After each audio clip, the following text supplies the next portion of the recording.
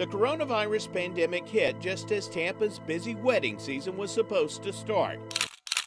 For Tampa-based wedding photographer company AV Stat Media, business came to an abrupt halt. And all of a sudden, bam, it just, you got 18 people call you up and cancel. Owner Greg Huskin, like millions of other small business owners, had to lay off some employees, then applied for a Paycheck Protection Program loan, which he says is the only thing that allowed him to keep his 3 remaining employees working. Congress approved the PPP loan program in late March as part of the CARES Act to help small businesses keep paying employees. But the I-Team has uncovered 125 Florida charter schools, which already received appropriations from the state, took in at least $50 million in loans. More than half of Florida's charter school PPP loans came during the first round of funding, which ran out in late April. It was supposed to help companies that were not gaining their revenue in order to keep them afloat. Banker Denise Clements is a small business administration loan specialist who helps clients apply for PPP loans.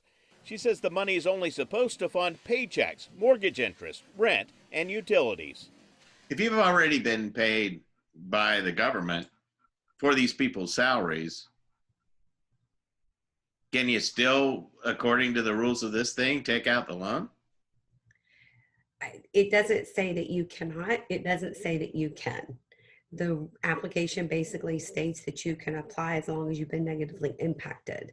Among the charter schools that applied for and received the PPP loans were the Sports Leadership and Management, or SLAM Academies. There are 2 campuses here in Hillsborough County, but the original SLAM Academy was founded in 2013 in Miami by rapper Pitbull. That no matter what they throw our way, we find a way to pivot and make it happen. Pitbull posted this video on Instagram days before SLAM Academies received at least $1.3 million in PPP loans.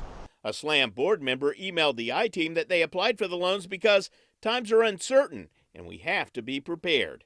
Records show 14 PPP loans totaling $12 million and claiming to retain 1,700 jobs went to the Miami headquarters of a for-profit charter school management company called Academica.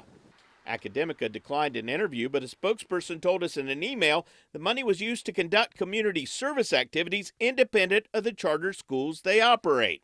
When we asked for examples of those services, she didn't provide any, but she did say Academica provided charter schools technical assistance with submitting forms and that they used Academica's address since their office is open year-round.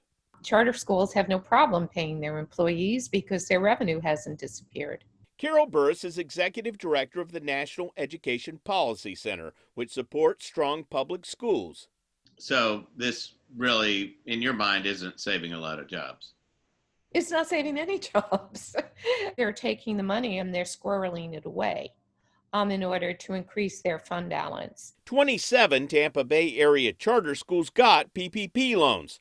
Back to Basics Charter School in Thanota-Sassa reported a fund balance of $2.3 million in May, including $446,000 the board says has to be allocated to payroll as a condition of the PPP loan. The board's treasurer told us the school took out the loan to prevent a possible fiscal emergency in the coming months, in case there were to be a reduction in future state funding. Lutz Preparatory Academy received $865,000 despite a $224,000 budget surplus. And Community Charter School of Excellence in Tampa received more than $200,000 from the program, days after it permanently closed amidst an embezzlement investigation. Congressman Gus Bilirakis thinks PPP loans could be better used. It's not fundamentally right. Yeah, I'm a supporter of charter schools. Most people are. But this money was intended for small businesses. Should they pay this back? Well, I think they should. We've got to change the law because the money should be going to the small businesses.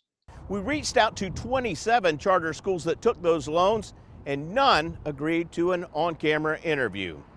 I'm Adam Walser, WSFL TV.